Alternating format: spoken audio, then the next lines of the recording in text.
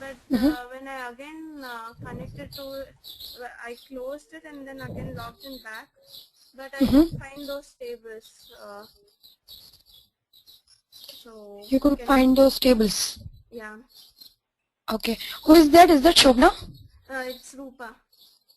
It's Rupa. Okay, Rupa, I'm making you the presenter. So you share your screen with us. I'll check what is the problem. Okay.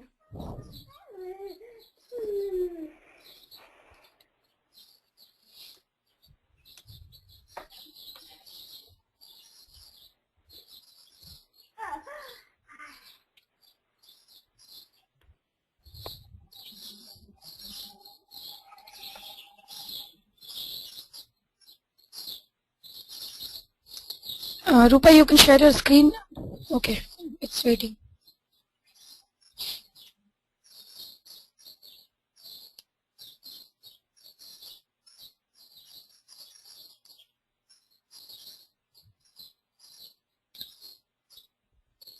So these are the databases you have already created here. Project. Okay, you cannot see tables, you said. You don't have to create here in the system tables. Right click here on the tables, Rupa. Just on the tables, not go in the system tables. Okay, here, right? Tables. Yeah. Right click and create a new table. Okay.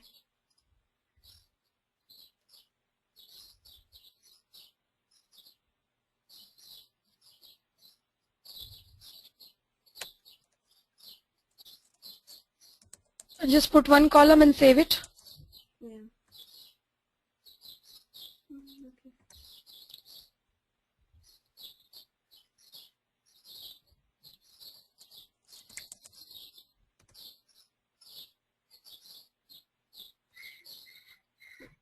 It was actually visible for quite a long time, but then suddenly after 2-3 days I couldn't find it. Rupa, I I made guess it should not happen. somewhere. I think it should not happen. This is the table you have created, right? Cust, right now. Yeah, just now I created. Just now you That created time it this table. was. That time even all these I had all the databases like Project ADV, these databases too, and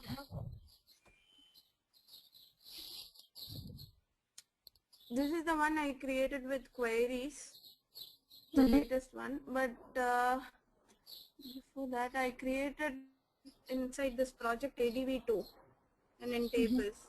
So like if I create under system tables, Yeah, no. that is the point. If you are creating on the system table, then it is not showing up. Looks But like. then I don't have an option to add a table here, I guess.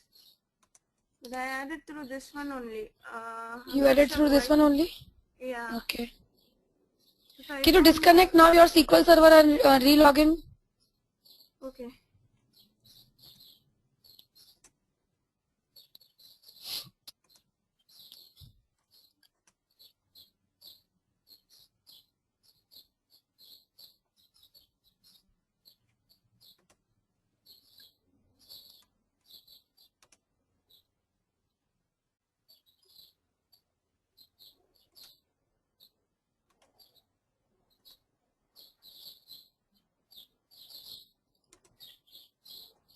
Now which database you created table in assignment?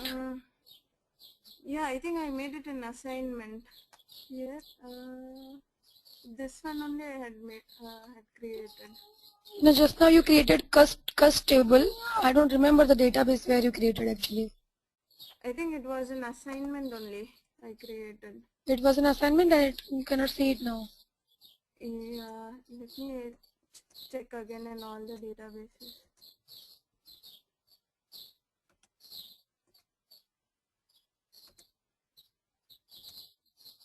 Yeah, it's here. Okay, okay. It's here, right? Yeah, it's there. But I So don't know. Rupa, I will see. I will see if there is some problem, but doesn't look like it should happen. I mean, never heard of this problem actually, Rupa. Okay, okay. And is there any possibility like before, like in between it might get disconnected or something like that? But it can disconnect it, but even if your table is saved, after even disconnecting, you are reconnecting, it should be there, if it is saved. It may happen that you are creating tables, but you are not saving it, then it got disconnected, then you have basically lost it. Oh, okay. But even if you are saving it with some name, then it should be there. Oh, okay. Probably I might have forgotten. I'm not sure, but yeah, that's Now you start working with it, Rupa. We'll see again if this problem occurs. So that's Then let me know. Yeah, that's why I started working with queries itself, so that at least I have the queries intact. Right. This is the project you are working on, right? Yeah. The classifieds one. Okay. You have started. Everyone started working with the project?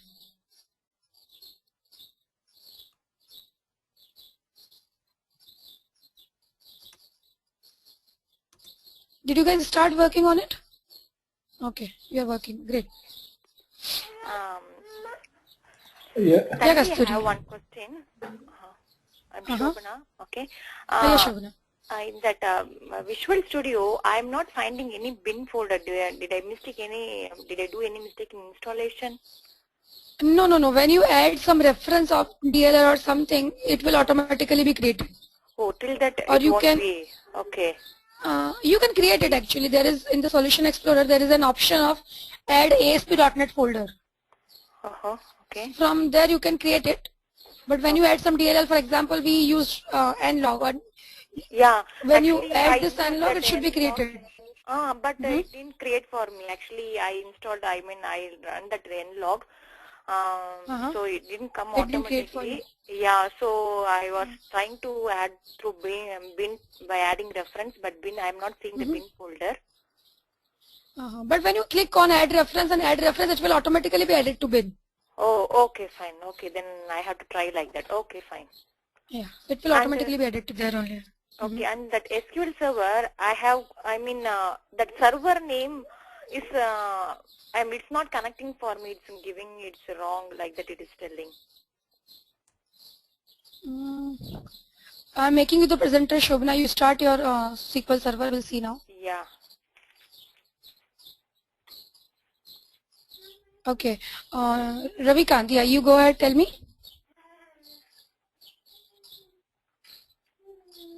Yeah, nothing, Tanvi. Like I'm able to connect to the SQL server, and I've written a small store proc in order to populate those fields. I just create a customer table, populate. That is one way I've done through store proc, and another way I've tried to doing through dataset. Okay. So I'm still designing that form.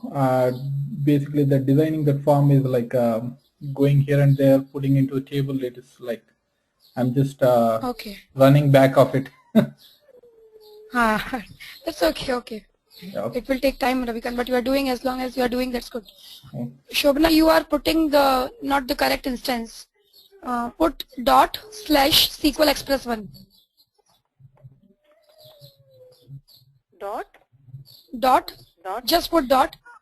Okay, just a minute. Slash. After dot. No, only dot. Just a minute. Dot. Okay. Slash. Okay. SQL Express 1. There should be no space in SQL Express even. No. Is there any space after? Okay, no space. Okay, connect it now.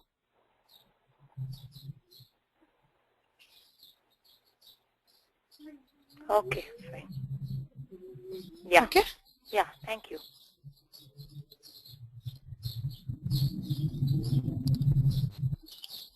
Hi, Tanvi. Yeah, hi, Kirti. Yes, Kirti. Yeah, actually, I have one question. This is regarding the nlog. So, so with trace, we can't customize the error messages or the tray. I mean, all the messages. With nlog, we can customize the message. So that's the main use of nlog. Is it right? We cannot customize the message. We can customize the layout. Okay. The error message will be the same, whatever is your exception class throwing up. Yeah. The error message will be same, but only the layout can be customized. Yes. So layout, and there are other advantages like where you want to save your. See, in the trace, ultimately you will see in one file, AXD file. Yeah. But here you can see in the database console different files. So many advantages are there. Oh, okay. Okay. And another thing, Tanvi, actually I'm connecting to the SQL through Visual Studio only.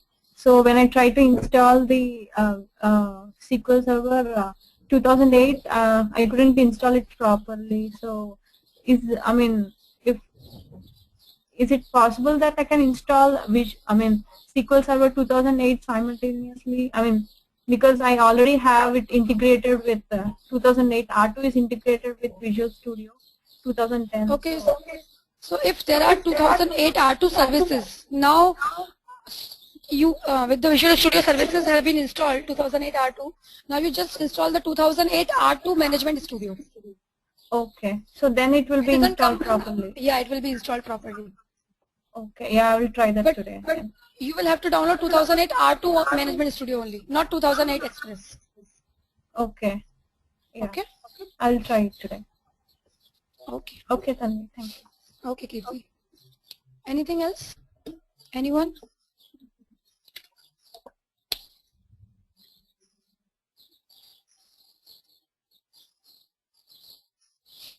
Okay, shall we begin with the class?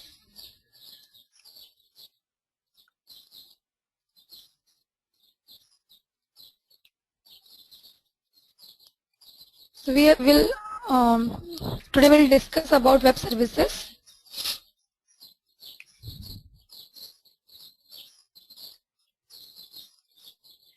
In brief, we have discussed what a web service is and why do we need it. But here we'll discuss in detail and how to write a web service if you want, and if you want to use someone else already written web service, so we can do so. But again, repetition, what is web service is a service for a web application. So not to a client, but service for a web application. So this is one server where a web application is hosted. Another server, this is not a client, another server. Again, another server means under IIS, your web service is hosted. Okay. So web application is requesting to this web service, and web service is responding to web application. Okay. Then this application is accessed by some client. So the web service response is also sent to the client if need be, as is or in some other way. Okay. But the ultimate usage of web service is by web application directly, not directly by client. This is one thing. Now through web service, what we are achieving is connectivity between two applications. So we are calling it a web service, but ultimately it's a web application which is hosted under IIS. The similar way you write it, the server side code, there will be web configuration file. Everything is same, but some standards we are following so that it can be connected by another application. So it is the communication between two applications. It is a newer way of communication between two applications. The older way were like COM objects, third-party DLLs. Now we just used in one class, but we used nlog. So what we did is we added nlog.dll in our application, and then we call the methods from the class of nlog. Okay, that is also the communication between two applications, right? But in this nlog framework, it is written in .NET language. That is why we can add the reference of DLL and we can use in our .NET application. We cannot use this nlog.dll in Java. Java application cannot connect to it. PHP application cannot connect to it. Only .NET application can connect to it. Okay. So even with this scheme also, we are communicating between application. We are establishing communication between application, but written in the same language. But with web service, we are overcoming this and we can communicate between the applications even written in different languages or running in different platforms as well. Okay. So web service is nothing but an application which is designed to interact directly with other application. Okay, this is one thing. Need a web service is when we are writing some logic which is already written and we want to write that in our application. So instead of writing it again, we can use it directly in form of web service. So we don't have to rewrite the logic. So it is a business logic which is available over the internet and you can use it. It allows the maximum interoperability between software components written in different languages and running on different platforms.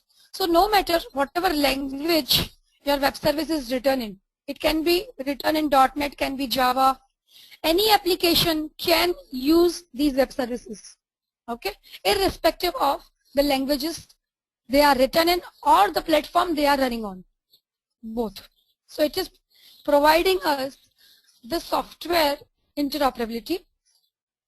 Why it can do so? Because it is using some common standards like XML and SOAP.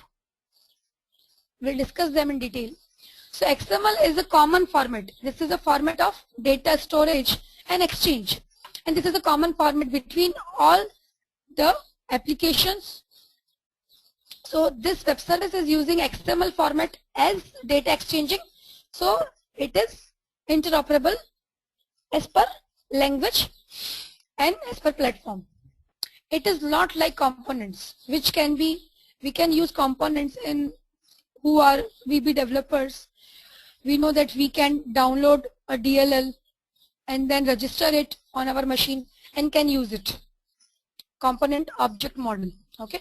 So it is not like components. In the components we have to distribute, share the component, download it, install it or register it, and then we can use them. But here we don't have to do all. We can just use the web service over the web without downloading, just by creating a proxy. All the information will be wrapped up in the XML in form of the web service. Is it clear, guys? Are you getting the concept of web service? Is it clear? Why do we need it?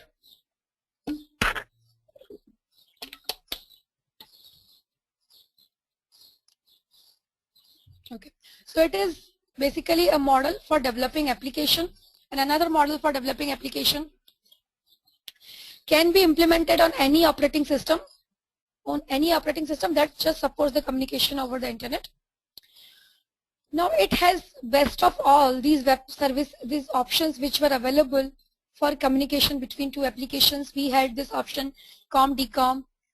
In the Java we had Java RMI option, remote method invocation, in which the method from which is available not on the same server but on the remote server can be invoked in Java, remote method invocation. But again, this is also communication between Java to Java application, okay, through this method. So web service has advantage of all these methods, okay. Now it is using SOAP and XML, two common standards, so that it is language interoperable. This is what the architecture of web service you can say.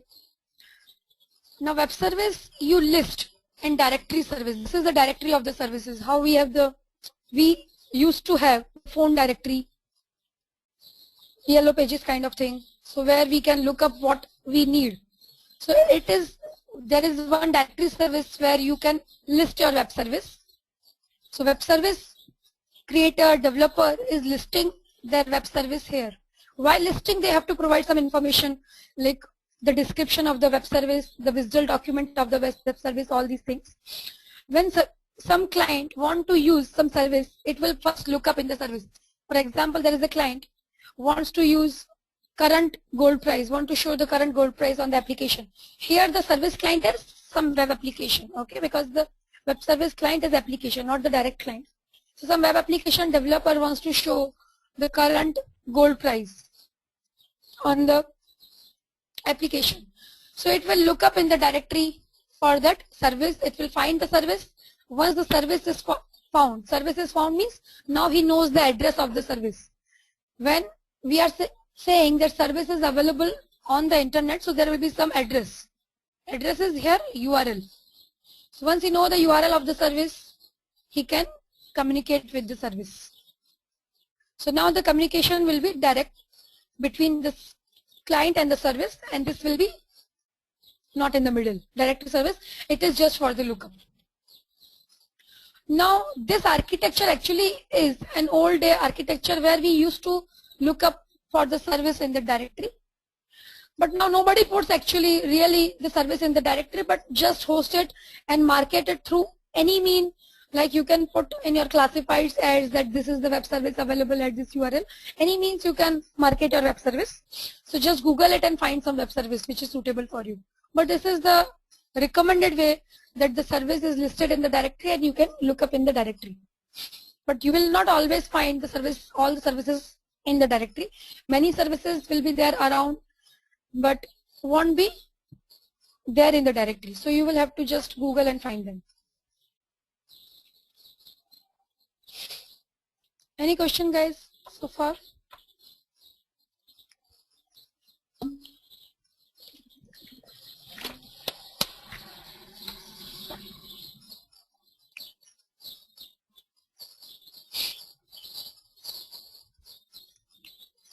Okay, so we'll move on.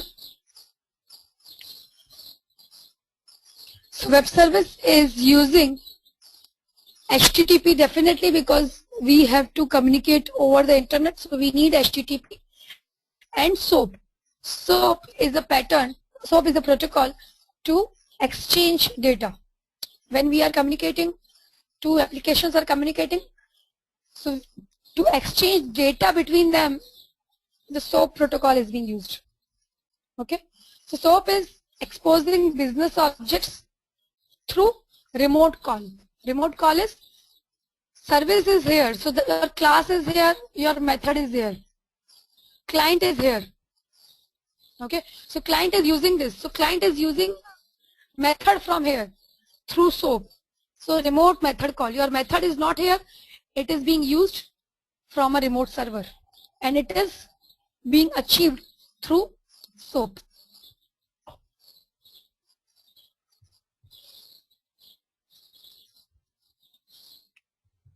So in short, web service platform is XML HTTP.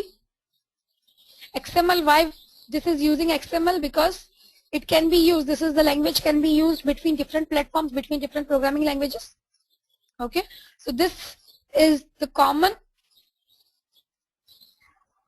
between all the common data medium between all the languages and the platform. So XML is being used.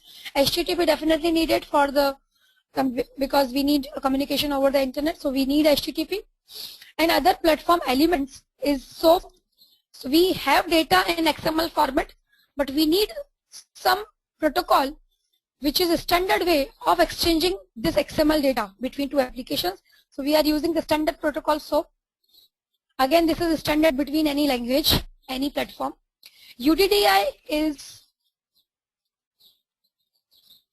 Universal Description, Discovery and Integration. This is the directory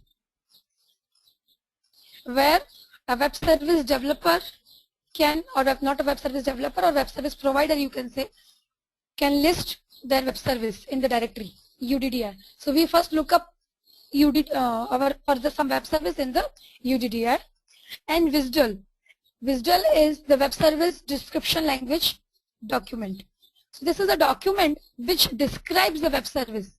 So when we are writing a web service, so we can provide, we have some methods which we are providing to the client.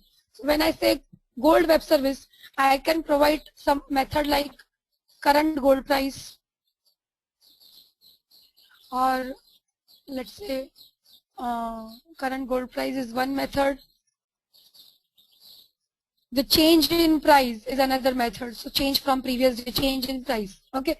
So web service WSDL document will describe these two methods. That what these two methods will do, what input parameters you can pass to use these methods, what you will get as a return from these two methods.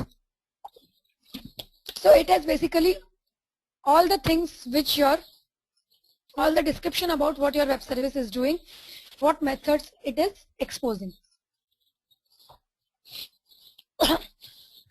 So this is a discovery agency, UDDI. So web service provider will publish web service in the UDDI. While publishing, it has to provide wisdom. Consumer or a client, web service consumer or web service client will find some web service in the UDDI, and once it will read the visual document, will see if the web service is suitable for him. Then once wants to use it, will start directly communicating with the web service provider using the XML SOAP over HTTP.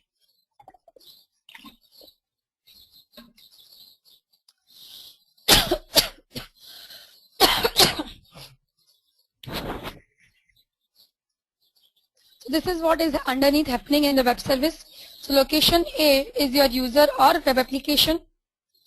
Here is web service. So this application is instantiating SOAP over HTTP call to this web service. Okay, SOAP over HTTP call is nothing but a remote function call.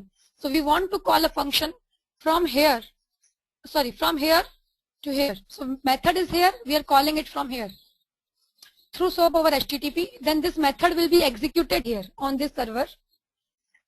The response will be composed. The return, the data now which is sending back from this web service to the user or the client will be wrapped up in the XML and will be sent back to this user. The data which is wrapped up in XML format, we call them a SOAP message. So what is happening is through client proxy, the first thing is SOAP request is being initiated to web service. Okay, SOAP request is we are calling some method. So while calling a method, we may pass some data or a client may pass some data. So that data exchange, data passing is also SOAP. So what client is doing, it is serializing the data, converting or wrapping up in the XML, which is a SOAP message. Through the SOAP request, this SOAP message is passed to the web service. Web service deserialize it, get the data, the actual data, work on it, run the logic on the data, whatever logic is there within the web service in the method which is being called in the SOAP request. Deserialize the data, again the result will be serialized, wrapped up in XML, which is a SOAP message, and sent through SOAP response again to the client. Now client got the data SOAP in the form of SOAP message, will deserialize back and will use it as client want to use it. Okay, in the way client wants to use it.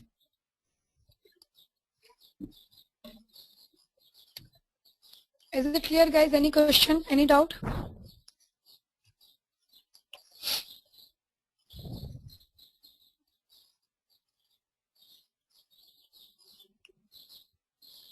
Anyone, any question?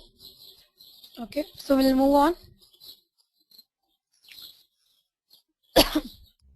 So this is what the request flow which I just explained. So client proxy receives the request from the client, serialize the request into the SOAP, and then forward it to the web service, remote web service. It receives the SOAP request, execute the method, send the result back in the form of SOAP response to the client proxy, which again deserialize the message, and the actual result sends to the client, directly sends to the client or modify it and sends to the client, whatever. In ASP.NET, now we know that web service, what web service we are writing in .NET has extension .asmx. Okay, so on the server side, the web service request is passing. When we are requesting for this ASMX page, the web service request is passed through IIS. Now through the ISAP filters, it will be passed to the ASP.NET runtime. So first it will go to all the HTTP modules and then to the corresponding handler. Corresponding handler is based on the extension. So it will, ISAP filter will filter the request on the server Now when it will say the request is for the web service, the request is for the ASMX page, then it will forward it to the web service request handler. So this is a specific handler for handling the web services. So we have different handlers based on the different extensions. For ASPX we have different handlers. For other extensions we have different handlers. For web service we have different handlers. So it will be passed to the specific handler and then the operations will start working. Okay, so this is the entire thing which is happening. So when we are passing HTTP request on the IIS and the request is for the extension ASMX, so ISAP filter is nothing but a DLL there deployed.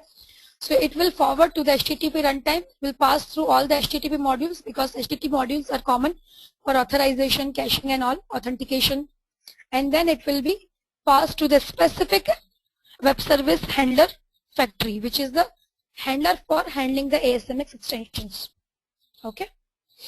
There the handler object will be created and then the execution of or the method invocations will begin.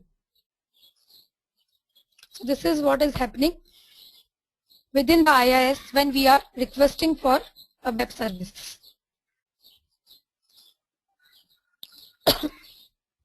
So what a web application is doing what a web service is doing, it is publishing their functions to the world.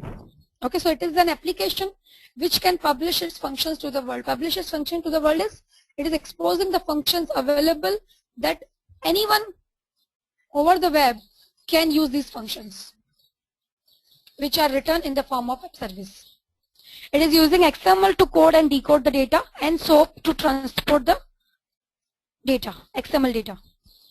With web services, Windows can communicate with Unix. So as we are using the standards like XML SOAP, so Windows can communicate with the Unix. That means the different platforms can communicate as well. The usage of web service is, the first thing is that it's a reusable application components. So reusable is the code is written once in the form of web service, can be reused from any application. Okay, so generally web applications, you will see web applications like showing the current stock price, current weather reports based on the countries or cities, areas, currency conversion services are there. So many language translation services are there. You pass your text in one language, it will be converted into translated into another language and the response will come. So these are the common web services available, but it is your choice. You can write web services for whatever need you have. It is connecting existing softwares. Okay, so as it is following the common standards, it is solving the problem of interoperability, which was there in the other method of communicating between two languages, like COM method, RMI method. So through the RMI, Java can only communicate with Java. Through the COM, DCOM, these VB can communicate VB, or the .NET can communicate with the .NET. Okay, so these problems are being solved of language interoperability through the web service.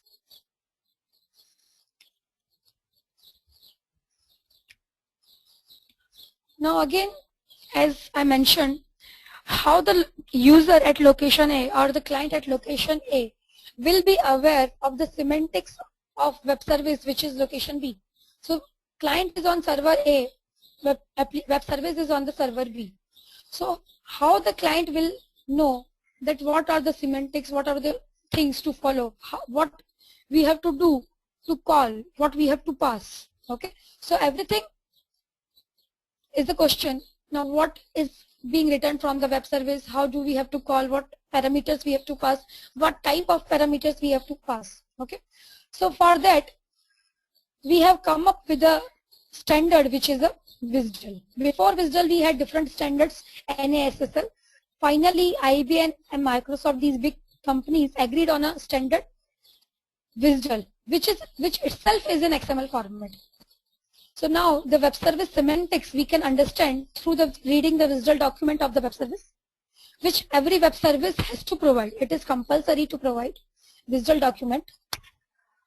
So in the WSDL documents, all the things are mentioned, all the details are mentioned, and this WSDL document itself is in XML format.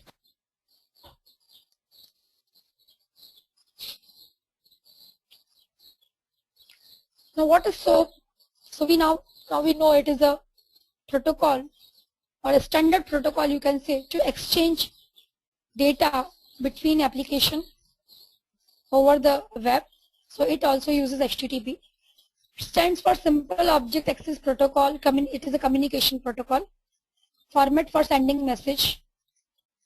It is designed to communicate over web. Okay. So like HTTP, it is used over web, not on your Windows application. It is platform independent protocol, language independent, based on XML, and it is a W3C standard. Okay. So when our web application is sending some request and passing some data, the data is SOAP message. Okay. So SOAP message is nothing but XML document. So we serialize our data in XML document in SOAP message and send it to the server. Every SOAP message will have the root element as envelope. So you will see it's an XML document, but root will be envelope. This is the root element in the SOAP message. Envelope will have header and body. Now in the envelope you will have header and body element. Header is not mandatory and body is mandatory. Header is the optional element. Now in the body there are the specifics regarding the web service. Okay. Whatever has been returned from the web service or whatever is being passed to the web service. So when SOAP message is the message which is being passed from the client to the service, it will have detail of the parameters being passed. When it is SOAP message is being passed from a service to the client, it will have the details of the parameters being returned. Is it clear, guys? Are you guys getting it? Any question?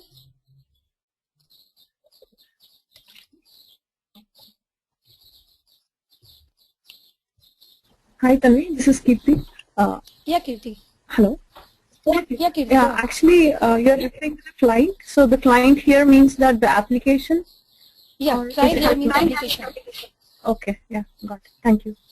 So it is a web service client. Whenever I say in this special class client, so it is a web service client application. Okay. Okay. Anyone? Anything?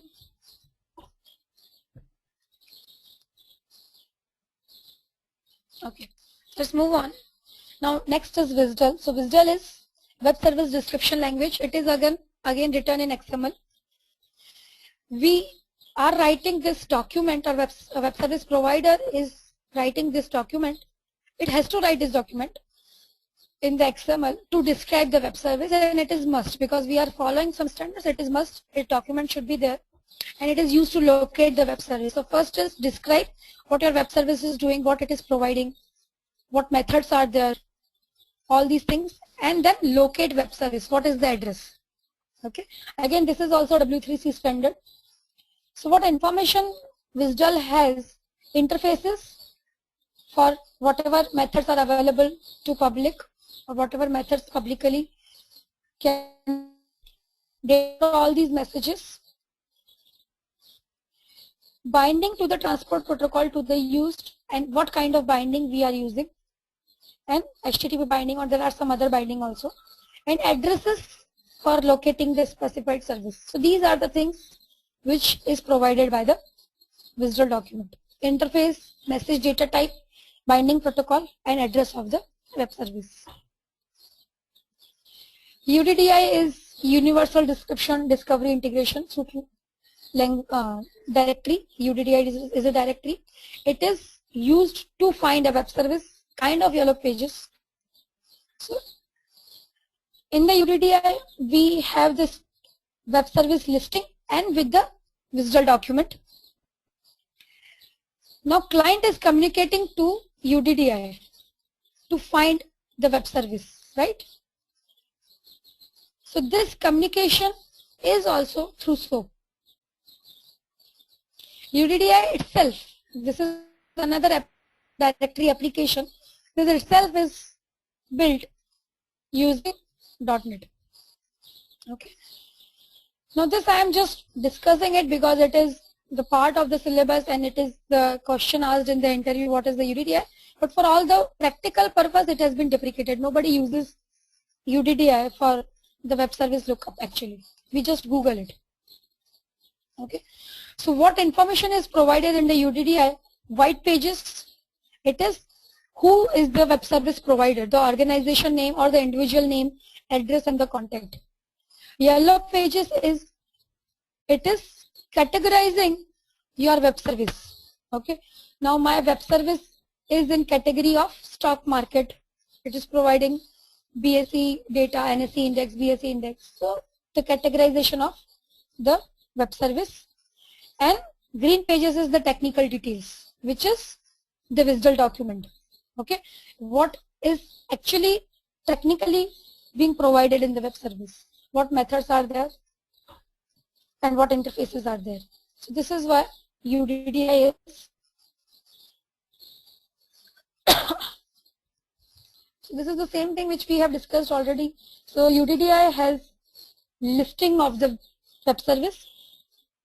So it is pointing to some service and it has the visual document available to the service which is described it to the web service. Web service can be written in any language.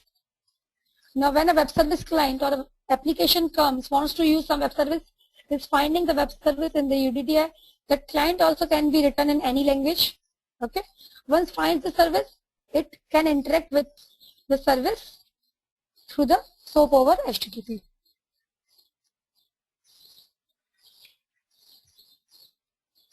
So W3C standards here are associated with the method of transmission, with wrapping up the service and to define the service. In all we are using the W3C standards, common standards we are using. So method of transmission is SOAP. Method used to wrap up the service is XML. Method to define the service is visual. Every standard here is using is a W3C standard. Okay, and all are based on XML. This is a very popular service which is being used over the internet, an SDEC service where you can, this service provides an interface where you can add a company code and get return, can get the latest stock price of that company in return. This is a very popular web service which is being used. Now this was the all about the theory, what web service is, what it is using, how it is being used. Now programmatically, how we can use a web service. If you want to use a web service, that we call the consuming a web service. So if a web service is already written by someone and we want to use it, we'll first see how to consume a web service and then we'll see how to write our own web service. So anyone, any question before that?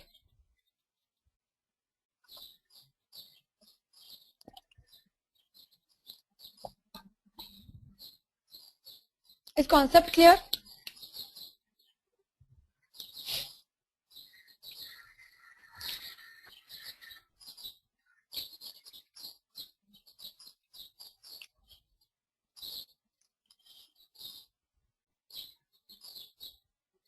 Okay, we'll see how to consume a web service. So consume a web service is, first you have to create a proxy.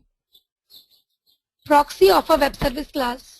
Proxy of a web service class, the class is actually available on a server, different server where the web service is hosted. We are using it in our application. So we are creating a proxy is like a class is here in our application side, but it is not really here. It is actually on the web server. So we are just creating a proxy. How to create a proxy is we have to add a web service as a web reference in the application. Okay. Then we have to create an object of that web service class, whatever of this proxy class, and then you can use method. So once you create a proxy, then using a web service is exactly similar as you are using any other class within the application, even though it is not within the application. Okay, I'll show you.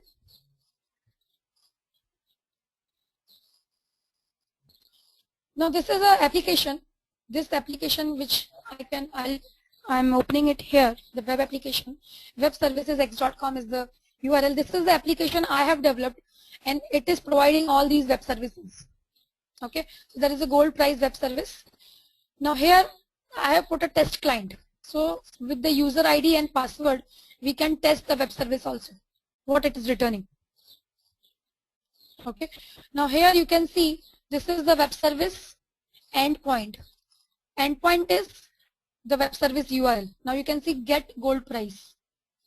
So this is a web service. This is the name of the web service, and get current gold price. This is a method. This is the web service return, already written web service. Okay, now you can see get gold price. What it is taking, it's taking two input parameters, username and password. Then I'm basically authenticating them in my database and returning some data. Okay, now if you will see, there is a WSDL document. WSDL is the description of the web service. You can see this is the WSDL document of the web service, which is in the which is again in the XML format. Here you can see whatever your service is doing. So these things we have to provide when we are creating a web service. Now in ASP.NET, when we will create web service, you will see all these will be automatic. Your WSDL will be automatically created and everything. Okay, so you can see the service name is this. This service name is, class name is this, location is this. You will see the method name also. Get gold price. Okay, this is the binding. This is the method. So all these informations is here. This is the input parameters, username, password. This is the type of the input parameter. This is the response type, array of string. Okay, so this is what a WSDL document of any web service will be. Any web service written in any language will have to provide this WSDL document. Now we will use some of the web service from here itself. Let's say there is a silver price web service, and the method is available, which is a get current silver price. We'll use this method. We'll use this web service, and we see what we have to pass.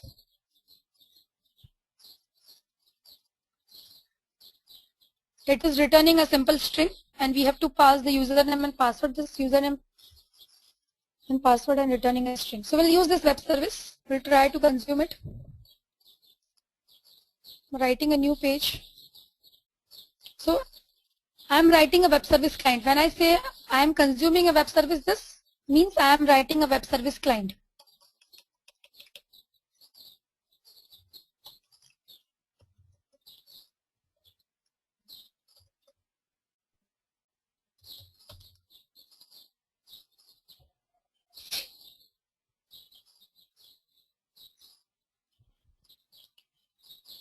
Now the first step is you have to add the reference of this web service to create a proxy class. So I'm copying this URL here and will add it as a reference.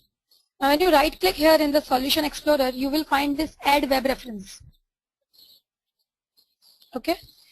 So when you click, when you see this window, there is an option of entering the URL. You put your web service URL here, which will be with the extension .asmx, and check, go and check that this is the right URL. So if it shows you this kind of page with the name of the web service, the description of the web service, and the method available, that means this is the right URL. Web reference name, I am just keeping it the default. You can add the name of the reference, whatever you want, and then click on the add reference. My reference name is, this is the reference name. Click here, add reference. Okay. Now this web service reference has been added. You can see here in add web references, you can see the structure com, because this is what I have provided, web service X, web services X, www.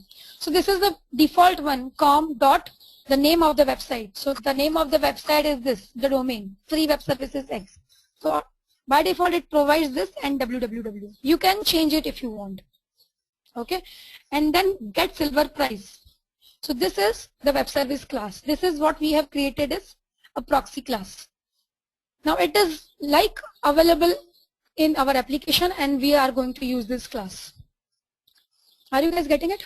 Any question here?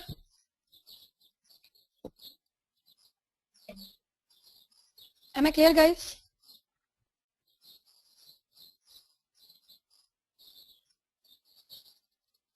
Are you getting it, Ravikant?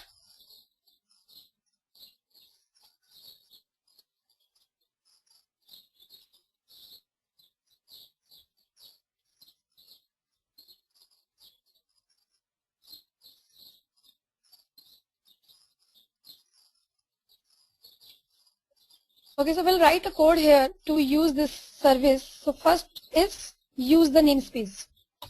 So this is the namespace. Okay. Now when you add this namespace, you have the service available. The service name was what is the name of the service? Get silver prize.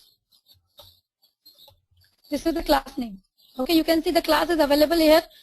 Com free web services x.www. So the class is available here through this proxy. Create object the same way how we use any other class. Now once the object is created, you can use the web service. Now it is returning me the string. So string.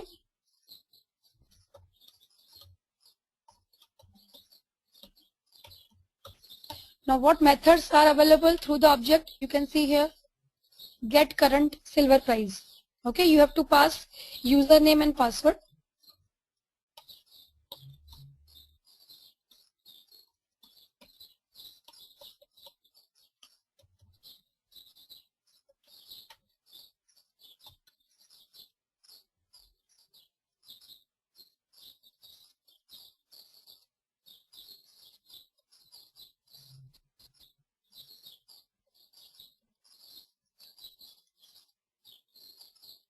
I don't remember the password. Maybe.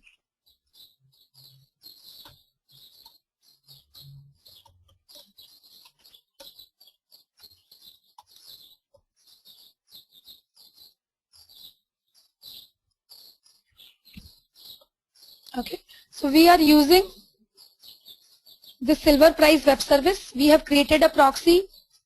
We added the reference, the namespace. We are creating the object of the class and using a method a web service is providing. Okay, so this is how we consume a web service. We are not writing about web service, but a web service is written and we are just using it in our application. So our application becomes the web service client.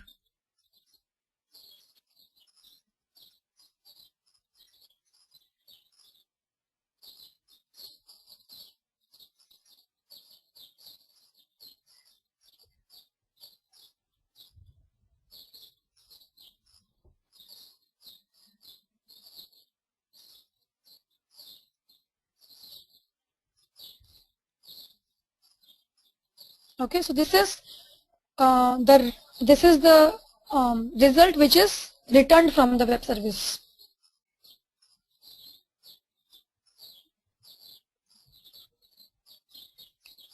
Everyone clear? Any question here?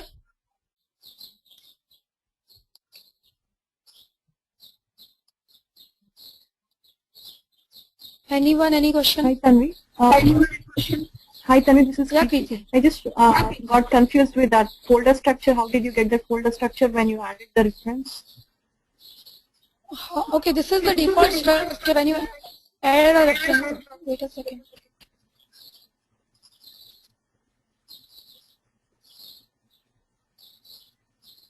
So not the reference, but the web reference. Yeah. When you add the web reference, you provide here the URL. Yeah. 1 second, let me edit. Provide here the URL. So the web reference name comes here. This is the folder structure. Okay. So this is the default one. You can change it. Okay. Okay. Yeah. Okay. Thank you. Any other question? have given that username password. No, that is, I mean, that username only we have to give, or else we can give anything. How it is? No, it is the application I have developed, so I know what the username and password combinations are Okay, so matchable. now But if you want, you can register here. Oh. Or don't even register. You are just for the practice purpose. I will give you the username and password. Wait, don't even register. Unnecessary. It will be added in my database. You are not the real users. So I'll just provide here the username password combination. I'm writing in the chat. In real scenario, I'm asking if some real scenario is coming, how it will be. I mean, it depends on the web service provider. It depends on the web service provider. Many web services you will find that you will have to just call them and not pass any parameter, and they will return you the gold price, silver price. Oh, okay, fine. But this is a real application which is being used by many users. Okay. So I have at least 5,000 clients for this web service. Okay. So I have my database, I match them through the code and then allow them to use the web service. Otherwise it is too much load on the server. Okay, fine. But it definitely depends on the web service. You don't have, it is no compulsion. Okay, for example, you can write a web service for adding 2 numbers, let's say. So what will be the input? 2 numbers. So you will add 2 numbers in the web service and return the result. Okay. So it is basically a method. Whatever method you want, you can write. Okay, fine. Okay? Yeah, okay.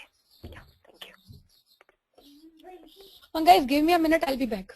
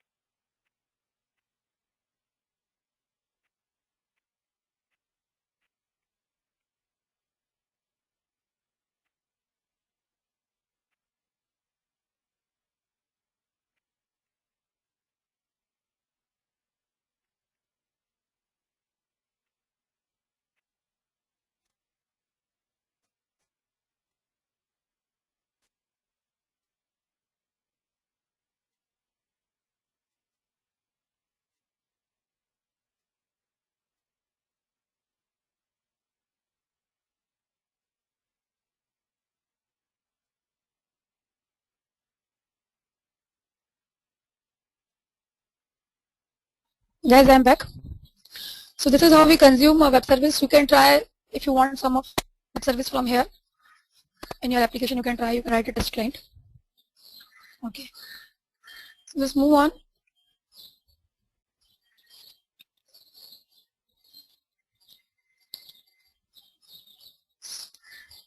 this is again the details about the web service. So life cycle of a web service, it has these stages.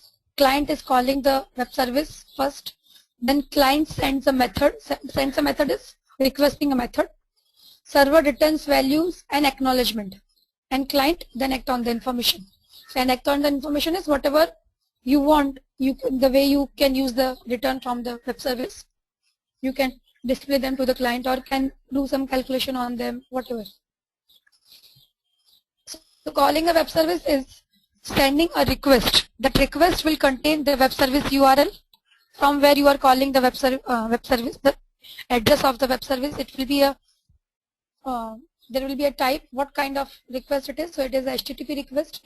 Amount of information being sent, whatever amount of information is being sent when you are calling the web service. Type of the document you want back from the web service, information about the client, date of request, and parameters we want to send to the web service. So these are all the things which will be included with the request which is going to the web service. Then web service transmitting the services, transmitting the documents, the SOAP messages. So from client to the server, the documents, SOAP messages, XML documents are being exchanged, and then returning the response. So returning the responses will include the return address for the customer. Okay, otherwise how you will know where to go? Okay, the response where it should go. So return address of the customer will be there in the response, success or failure code, and some configuration information. Now we'll see how to write our own web service. If you want to write a web service, how to write in ASP.NET.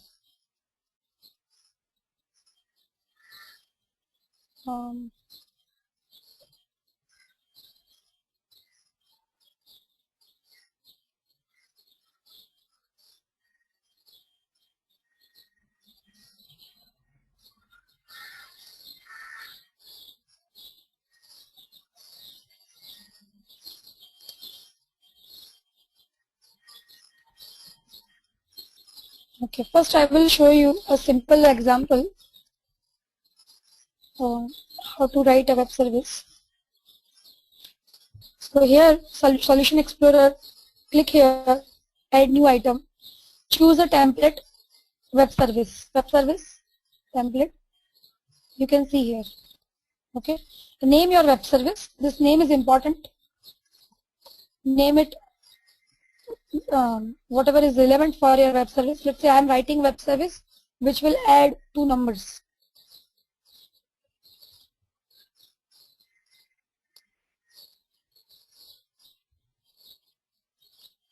Now you can see the web service. This is the web service for the adding numbers. The add number.cs file has been added in AppCode folder. An ASMX file you will see here only.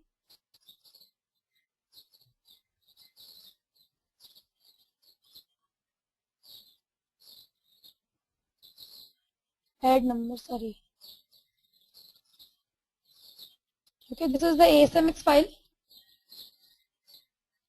the web service file. Now you can see in the normal ASPX page, what we have the page directive. Here we have the web service directive. Okay, this is the web service class and this is the code behind file. So code behind file is automatically added in AppCode folder. Okay, so this is the code behind file .cs. It is not .asmx.cs. Okay, only .cs file which is added here. In this file, you can write the code.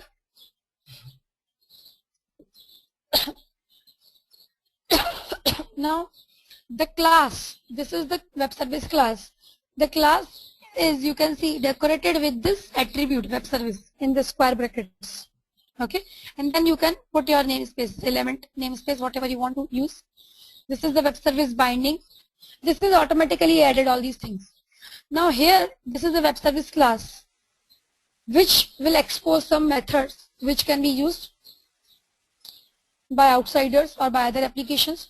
This web service class is inherited from this web service class, which is only available, already available in the .NET framework. Okay, so these 2 namespaces we are using. system.web. This is we already use system.web.services.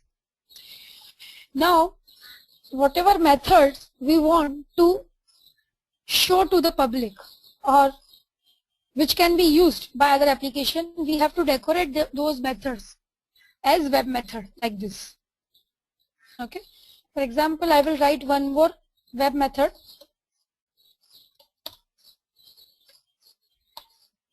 which will return integer. I will expect 2 parameters from a web service client.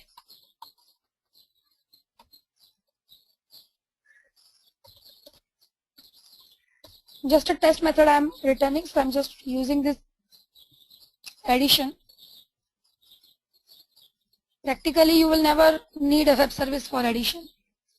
So this is a method which is exposed to the public because we have added this attribute here, web method. Now you have to pass A and B. Who has to pass? The web service consumer or the web service client. Okay. Now when I use this, I am creating this web service in ASP.NET. Run it.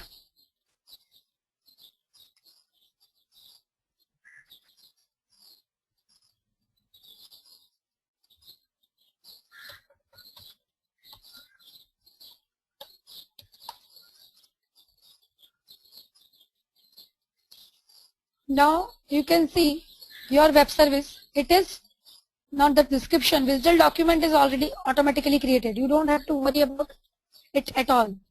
By default, it is created. Now this web service is providing 2 methods which can be used. So add is one method, hello world is another method.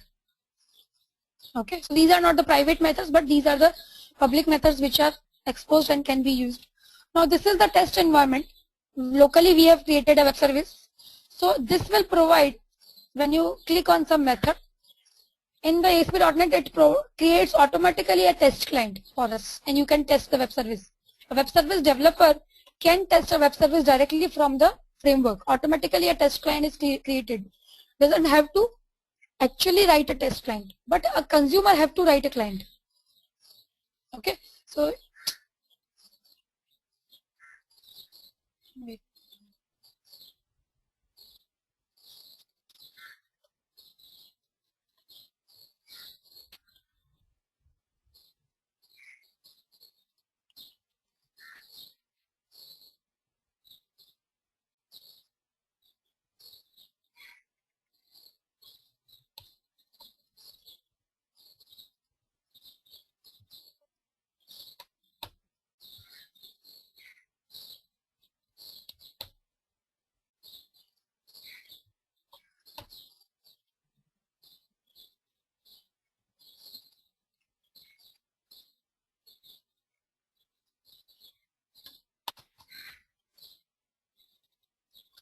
So here we can test the web service.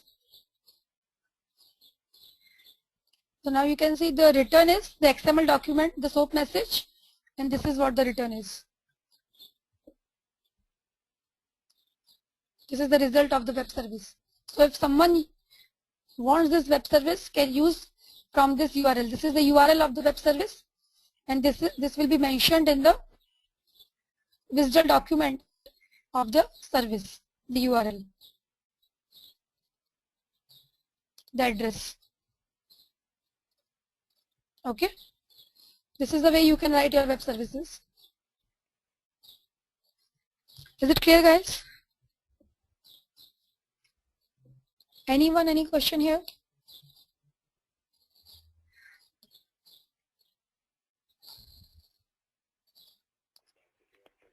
Now, if you want to, I mean, we have created this web service in our application, and we want to call this method in our application, then also you want to mention this URL like that, how we have to do? I mean, now we want to use in our application that add number. In our application only we are having this web service. In the same application you want to do? Yeah. Is it so, see, in the same application, you can do, because this is the class in your application, you can definitely call it without adding the reference. Okay, but it is not the real usage of the web service. Yeah, if it is in different application. then you add the web reference Okay. with this URL. So Okay, I will previously assume we that this did is in the like different that. application. Yeah. Okay. Okay. Previously we did like that.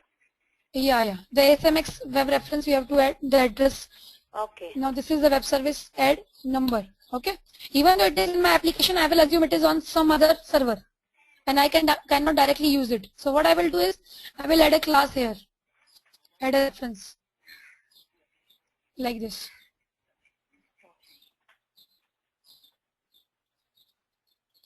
Okay. Okay. And then add this reference and use it, because this is how you really use it. Even though in go ahead, Kasturi. I'm Shobana actually. Shobana, sorry.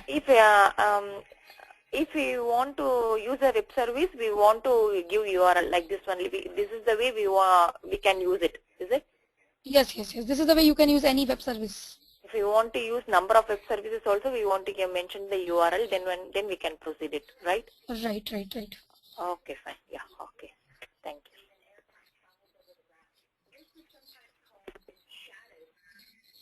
Anything else? Anyone? No, Tanvi, not always we will access it like this. No, if we want to see it, we can like that, but we have to access it via proxy only. No? Yeah, this will create the proxy class, right? When you are adding the reference, it is creating the proxy. See, when I add the reference, so I can use the class. This is a proxy. This class is not physically available here. Yeah. This is what a proxy is. Class is on the web service server.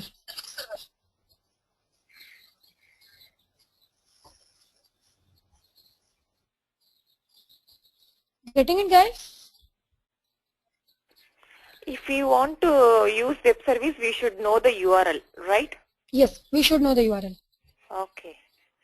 So if you are working, you want some web service, so you can Google and you can find, let's say, I want gold price service, gold price web service. Google it. You will get, this is my web service, this is comes, let's say this we have used some other web service, gold and silver information web service. Good website, good web service for gold rates. Free web services for live gold and silver rate.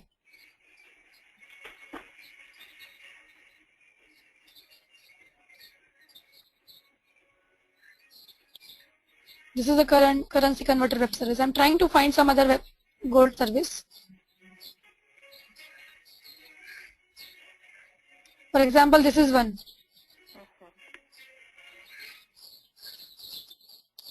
LondonGoldFix.asm. This is the URL of the web service. Okay. Now, if you want to use this web service, you will have to use this address. Okay. Yeah. Till ASMX. This is the visitor document till ASMX. This is the address. Yeah, got it. Okay. Yeah, got it.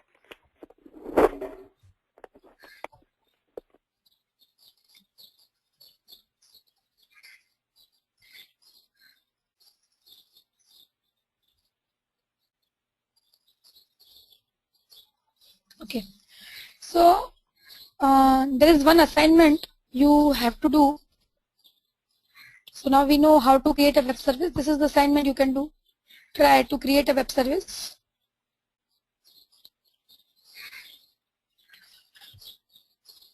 This we have seen, but still we will discuss that. This is the web service structure.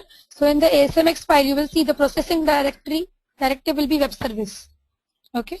And in the code behind file, the namespaces will be included. These namespaces, system.web.services or web.services.protocols. Whatever method you want to make available as so that it can be used by outside world. So you will have to use this attribute web method with the method, not this, only web method. This is wrong. Okay, so this method can be used, and you can write your own private methods also. If you don't write web method, this is private for your web service. It will not be used. It cannot be used by outside of the web service. Okay, so this is what a web service is. Now what you have to write is like a NASDAQ web service. This is what is an assignment. So your web service will have an interface where you can add a company name. Let's say insert IBM. Okay, so it will return a stock price of IBM. Okay, so some data, something like this. Okay, this is what you have to write in the form of web service. Okay, so your web service input parameter is this company and output is this stock. Okay, now you don't have access to the real data, right? You cannot know the real data. So you can write just some sample code. You can generate some random number, something, whatever sample code you want to write. So you write a method like get stock price, which is taking one input parameter string company and then returning the stock price. Okay, this will be the web service. Then start another application, create a new application, which will be your web application, and there you will have to write a test client for this service. So there you will have to pass the company name, and on the submit click, the data should be coming from the web service, the stock price. This is what you have to do. Getting it?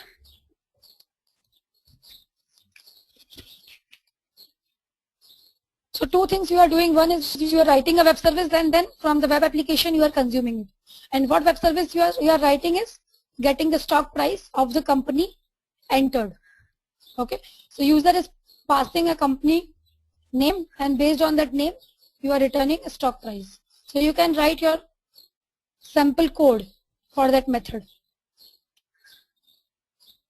Everyone clear what to do?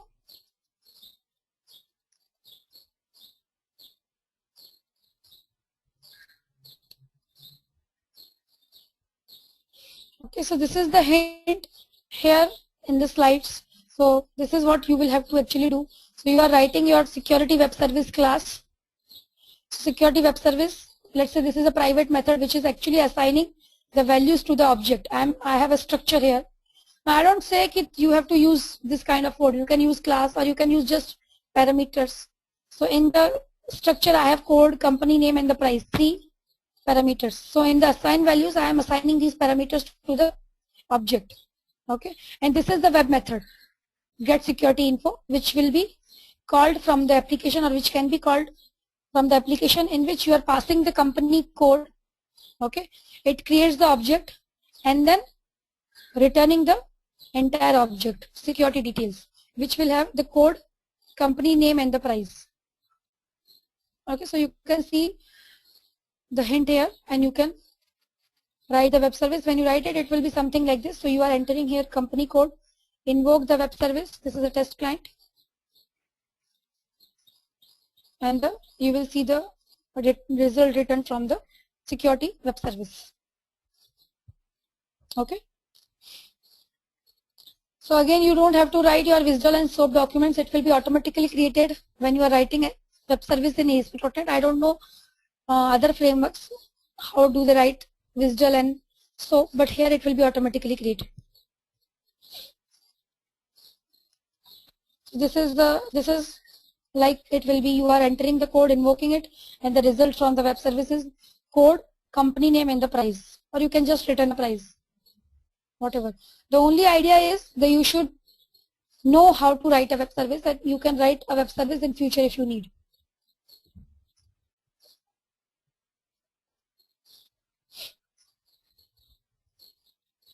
Discovery file also we don't have to create in ASP.NET. It is also created, okay, by default. So your discovery file is nothing but the process of locating where the address of your web service is.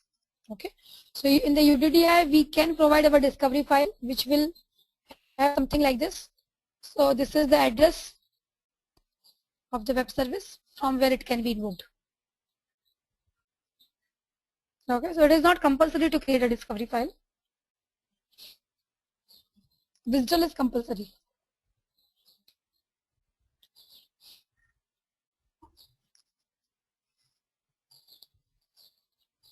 Any question, guys? So we are done with web services. Any question, please ask.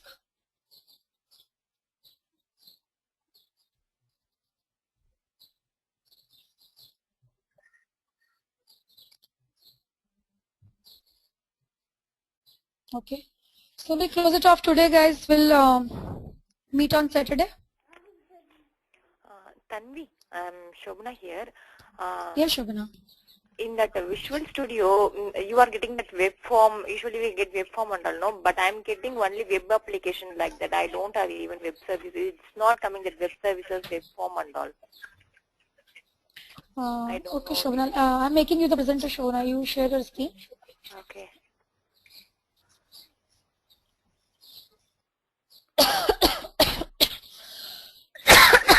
It is coming like this. I don't know why. No, this is, you have to first create an application or website, which we are doing. And then you will have to insert. Now create here the new project you are creating, new website. Okay, create new website. New website, okay.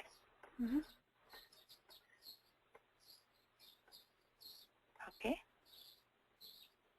ASP.NET, okay. Click OK. Yeah. Okay. Now website is created. Now you want to add items like a form or a web service. Now add new item. Oh, here it is. Okay. Actually, I Here tried. you will see web form. Actually, now I installed 2010. Before 2012, I didn't find. Okay, fine. Okay, fine. Yeah. Okay. Yeah, okay. Anything else, guys?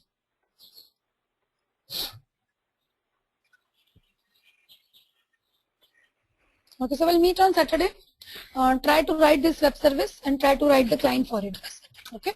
See you guys on Saturday. Thank you, everyone. Yeah, thank you. Bye, Tanvi. Thank you. Bye-bye. Bye-bye. The organizer.